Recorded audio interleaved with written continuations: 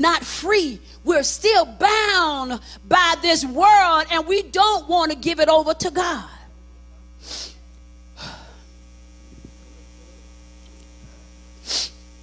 I don't want to be bound any longer. And you too don't have to be bound any longer. You can be set free. For whom the Son is set free is what? Come on. Well, then y'all help me preach. I know y'all up now. Moreover, understanding this profound gift, because it is a gift, it imposes that we reflect gratitude in our daily lives. How can we respond if we're so grateful? How can we respond to such a gracious offer? How can we show our gratitude by exemplifying the love of Christ? That's how. Exemplify love. He said that you are my disciples, that folk would know that you are my disciples if you what? Love ye one another. Bishop already said love number one, let it what? So how can we continue to show our gratitude? By exemplifying our love to ourselves as well as to other folk.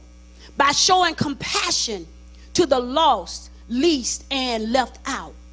By giving lives that glorify, by living our lives, by glorifying the one who gave us everything. In embracing our identity as recipients of his sacrifice, we also acknowledge our calling to spread this transformative message to others. So somebody ought to tell somebody else about Christ. It compels us to go beyond the walls of the church. And it must first start at home. Your families should see and they should know that you are a saved creature. And then you should move out once your home is set up properly and everybody in your household see you and they know that you're saved and you're doing God's will. Then it says go out. But if you can't go out, if your house ain't right, who you gonna tell something about when you're not even practicing that in your own home? Then it says go into our communities, share the hope, share the love and the grace that flow from the gift of his body. We need to remember, y'all, what Christ done on that rugged cross. We should never forget what he's done for us.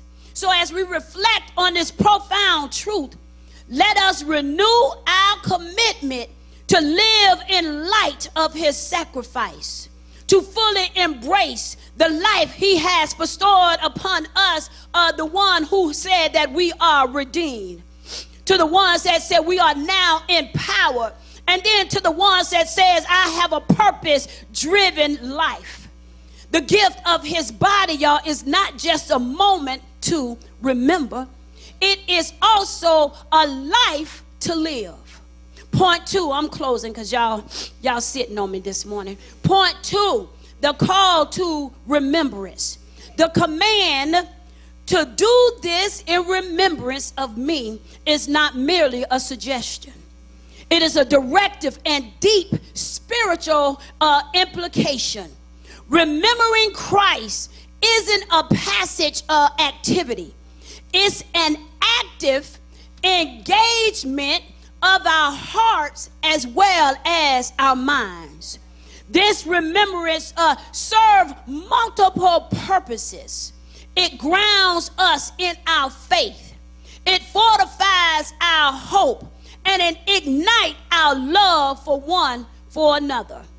In a world filled with distraction and discouragement, the act of remembering bridges our relationship with Christ and compels us to live out the value of his kingdom. by participating in communion, y'all, we are not remembering Christ's sacrifice, but also reflect